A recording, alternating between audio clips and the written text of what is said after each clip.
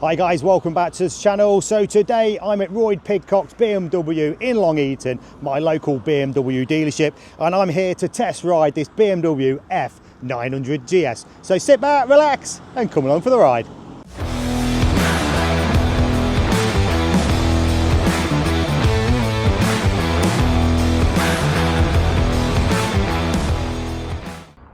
So yes guys, I am seriously looking forward to riding this bike. As you probably know if you follow my channel, I am in the market for a new adventure bike. I'm looking for something to change my Ducati Multistrada V4S2, and I really do fancy a middleweight adventure bike. So this is a whole new bike for BMW for 2024. I'm also going to have my pillion Amy with me today because we like to get that pillion perspective on the bike. And a big thanks again to Roy Pidcock's for loaning me this bike. And first things first, let's fire her up and see what she sounds like. Of course, with this bike, we've got things like the Acro Canna standard. Yeah, let's jump on and go for that ride. Here we go.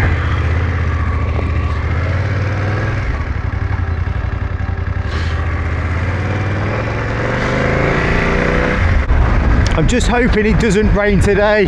If you live in the UK, you'll know the weather's been absolutely dreadful this year so far, and it has gave out rain for later on today, so I'm hoping we can get an hour or two under our belts. I'll show you what this bike's all about. So last year I rode the 850 GS, and I'll be honest, I wasn't impressed with that bike. This one on paper looks fantastic, and now I've jumped on the bike, just the ergonomics itself feel good. So yeah, looking down at the tank, you kind of expect it to be a bit slimmer, only being 14.5 litres, but actually it's quite wide. But you sit onto the bike nice. It's got like the Enduro seat. Like I said, I've got Amy on the back. She's going to give it the pillion perspective later on. I've watched a few of the other YouTubers that have done like the press launches and stuff, so I like to get on the bike, give you my personal opinion, unaffiliated review. The BMW dealership had told me they were going to at some point swap the tyres around, so they've got the more of the off-road focus on this particular bike, which kind of makes sense as the fact it's got the Enduro setup. So this bike today has got the road tyres on, but hopefully we'll get down a few trails and get on a few twisty roads, and let's see how this bike performs. Okay, I spoke too soon. It has started to rain, but this is what it's all about, guys. We are on an adventure bike. So as always, I'm loving the screen.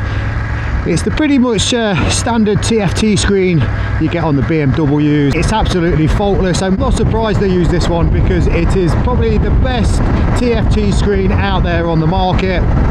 So this 900 GS, it's got an 895cc engine. It's producing 105 brake horsepower and 93 Newton meters of torque. So it's got some go in it. A little play with the modes. It's got the dynamic enduro, rain and road. I think on the standard one you just get the rain and the road, so I've just put it into road mode. We're just gonna get on this dual carriageway, and then we're gonna get onto the twisties. Just drop off, just gonna open it up. This bike has got more than enough power.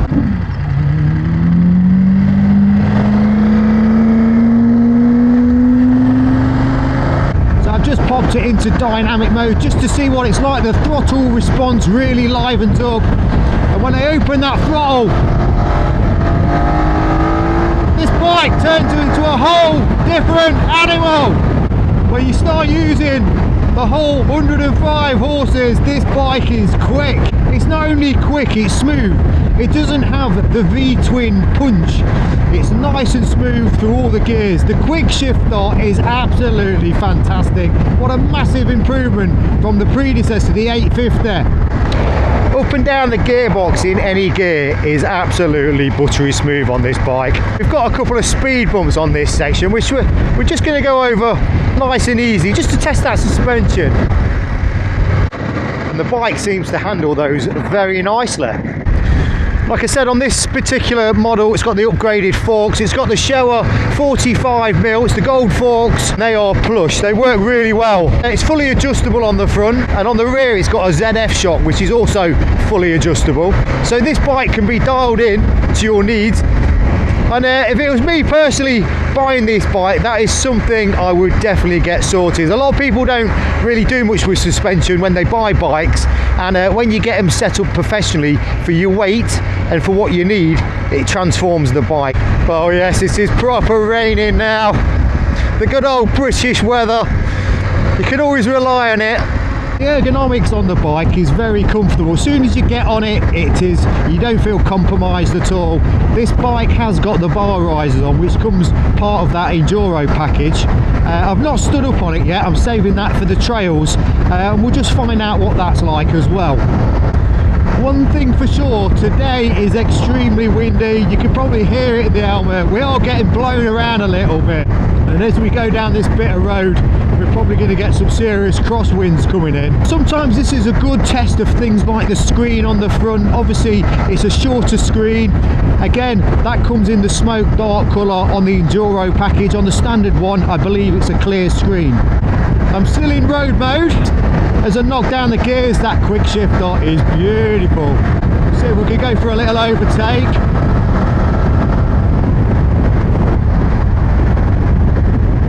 Yes, I'm loving the gearbox on this 900 GS. The overtakes are absolutely seamless. Oh, we are getting battered by that crosswind over those hills. So yeah, we're just about to turn onto one of my favourite bits of road where we like to test ride these bikes. The B6047. I like to bring these bikes. You get a really contrast of different roads down here, and we've got the Twisties. Like I said, this bike's got the road tyres on. Another fellow biker out. So far this bike is performing really well. There's a noticeable difference through all the different modes on there, and like I said, that dynamic mode really does liven this bike up. But even me having a pillion on the back, this bike still feels pretty light. It twists and turns just as you'd like it to. If I just get on those brakes. I mean, the front end dips down a bit. Like I said, them forks can be dialed in to however you want to ride the bike. Me personally, I'd like it with a bit of spring in, because if you're going to go do a few trails and a little bit of off-roading, it'll be perfect. So the brakes work really good. They are Brembos. And also, even with a pillion on the back, this bike feels pretty sharp. It really does turn well. Let's just head down some of these lanes. Right, let's just put it into enduro mode.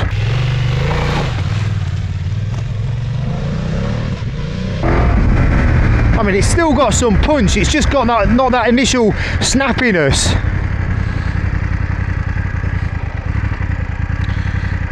So it just give me a chance to kind of get on the pegs, really. Oh yeah, instantly when you get up, you just feel like it's a really nice riding position. Yeah. Oh, I do like that. The standing up position on this is great, and it really feels light. You've still got to go easy on that throttle. Whoa! Yeah, that traction control kicks in. Immediately when you stand up, the riding position's great. The foot pegs are nice and large. Me personally, with the handlebar risers, I would take them off. I'm 5'9". I think it depends on your height, really. I think if you're over 6 foot, certainly 6'2", 6'4", you probably want a set of handlebar risers. What you've got to be careful of is it changes the geometry of your riding. And when you sat upright or you stood up on your bike, you're going to have that floppiness in your arms. So yeah, I think I'd sooner try it without the handlebar risers on this bike. This has got the road tyres on. There's a bit of loose gravel, lots of kind of mud on the road. The tyres seem to be absolutely fine, to be honest. It has spun up a few times, but that's because I've just kind of maybe been a bit heavy on the throttle. Yeah, I mean, this bike, it done off stop well. Yeah, I'm super impressed with these brakes. Yeah, the turning circle's really good. It just seems like a really manageable bike. I was kind of thinking, is a 900 still going to be right, really kind of like a heavy bike? And I'll be honest, it doesn't feel heavy at all. Certainly compared to, you know, kind of like my Multistrada back home, which is, you know, it's an adventure bike, but it's a big adventure touring bike. This feels really nimble. Feels manageable.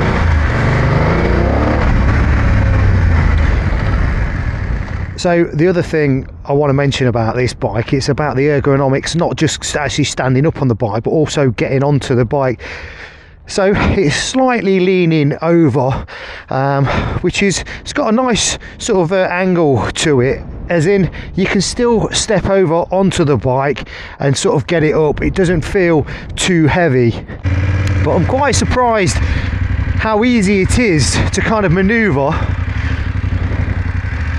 Like I said, if I'd got those off-road tyres on it, I'd probably be in that field now. And I like this enduro setting as well. I mean, it's absolutely handling these trails a treat. And when I get on these brakes, I've got Amy on the back. She's hanging on for dear life. That ABS is kicking in. You can turn all of these settings off if required. Here's Mr. Pheasant. For me personally, this is what I'd be using the bike for. You know, be very little motorways if I can help it. We'd be doing the lanes, the trails, bit of off-roading if we had the knobblies. It's going to be interesting to see what my pillion thinks about this, to be honest, because I'm really enjoying this bike. I wish the weather could make up its mind. Put it back into road mode. Parallel twin engine, it's smooth, it's nice, it's not got the oomph like a V-twin. You've got a nice tone to the exhaust. Just when you drop down and it's got that bit of overhum, you just get a nice little burble to the exhaust. After riding the old BMW 850 GS, this new 900 is a whole new bike. It feels absolutely amazing. Everything about it is completely different. The old one was heavy, the old one was clunky. This is an amazing bike. The clutch on it is really light as well.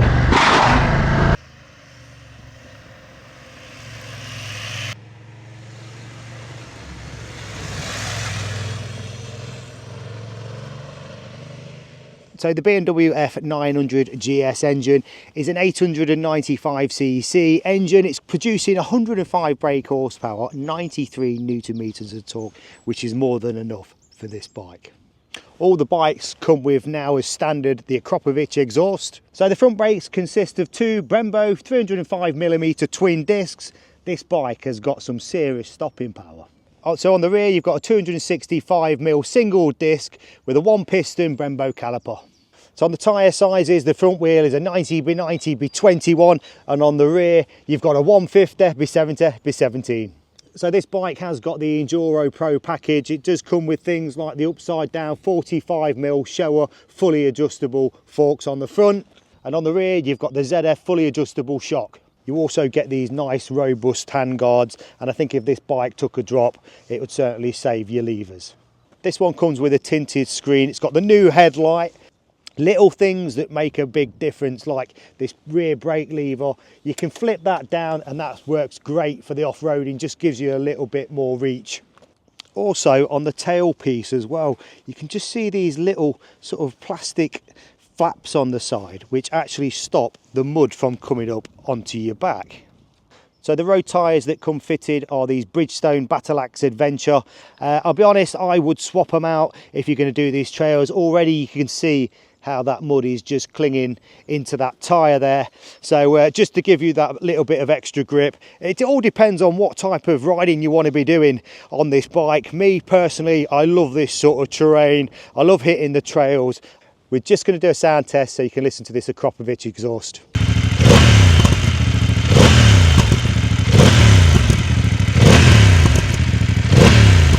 Aesthetically, I think the bike looks really pleasing to the eye as well. I think BMW not only designed a great looking bike, but they've also got a bike that performs really well. They said there's a big weight saving on this bike. They've saved about 14 kilos.